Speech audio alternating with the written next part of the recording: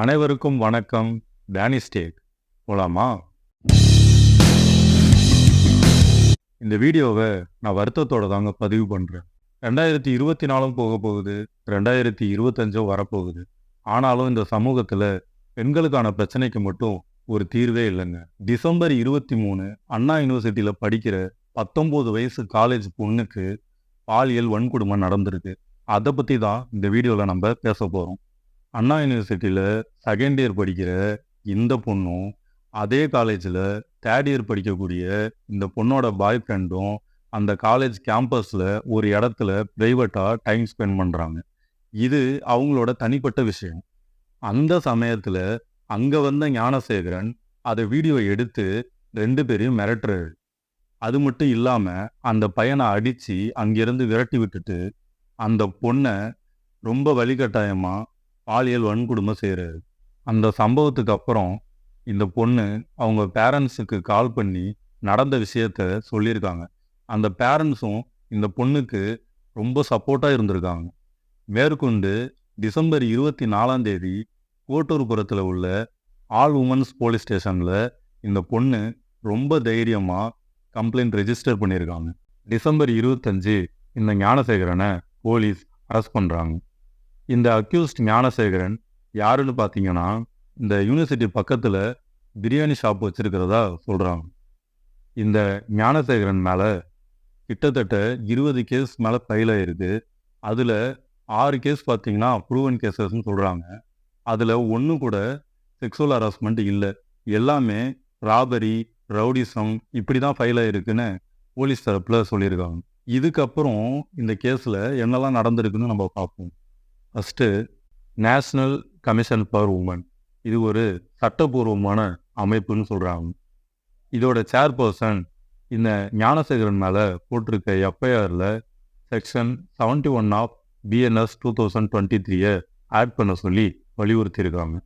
ஏன்னு பார்த்தீங்கன்னா, இந்த செக்ஷனுக்கு கீழே ஒருத்தவங்களோட குற்றம் நிரூபிக்கப்பட்டால் அவங்களுக்கு ஆயுள் தண்டனையோ இல்லை மரண தண்டனையோ கூட கிடைக்கிறதுக்கு நிறைய வாய்ப்பு இருக்குன்னு சொல்கிறாங்க. அது மட்டும் இல்லாமல் ஏடிஎம்கேல பார்த்தீங்கன்னா எல்லா கலெக்டர் ஆஃபீஸ் முன்னாடியும் போராட்டம் பண்ணுறதா அறிவிச்சிருந்தாங்க. ஆனால் ஃபார்மர் பிரைம் மினிஸ்டர் மன்மோகன் சிங் அவரோட இறப்புனால அந்த போராட்டத்தை ரத்து செஞ்சிட்டதா சொல்லிட்டாங்க. அப்புறம் பிஜேபி சைட்லேயும் சில ப்ரொட்டஸ்ட் பண்ணியிருந்தாங்க. அதுக்கப்புறம் மெட்ராஸ் ஹைகோர்ட்டு வாலண்டியராக இந்த கேஸை கையில் எடுக்கிறாங்க. அட்வொகேட் ஆர் வரலட்சுமின்றவங்க ஒரு லெட்டர் எழுதி இருக்கிறதா சொல்லியிருக்காங்க. அதில் சில முக்கியமான பாயிண்ட்ஸ் மட்டும் நம்ம பார்த்துடலாம். எஃப்ஐஆர் லீக் ஆனதில் சந்தேகம் இருக்குன்னு சொல்லியிருக்காங்க. அப்புறம் போலீஸ் விசாரணையில் முரண்பாடு இருக்குது அப்படின்னு சொல்லியிருக்காங்க. அது மட்டும் இல்லாமல் போலீஸ் ஒரு பர்சனை தானே அரெஸ்ட் பண்ணியிருக்காங்க, ஆனால் எஃப்ஐஆரில் 2 பர்சன் மென்ஷன் ஆயிருக்கு அப்படின்னும் இவங்க அதில் சொல்லியிருக்காங்க. அது மட்டும் இல்லாமல் இந்த கேஸை சிபிஐக்கு மாற்றணும் அப்படின்னு சொல்லி அந்த லெட்டரில் இவங்க ரெக்வஸ்ட் பண்ணியிருக்காங்க. இதை பேஸ் பண்ணி தான் ஹைகோர்ட்டில் கேஸும் தொடரப்பட்டிருக்குன்னு சொல்கிறாங்க. டிசம்பர் 27 கோர்ட்டில் நடந்த ஆர்கியூமெண்ட்டை பற்றியும் ப்ரீஃபாக பார்த்துடலாம். பெட்டிஷனர் சைடு வாதம் என்னன்னா, எஃப்ஐஆர் பப்ளிஷ் ஆனதுனால விக்டிம் மேலும் ஸ்ட்ரெஸ்ஸுக்கு ஆளாயிருக்காங்க அப்படின்னு சொல்லியிருக்காங்க.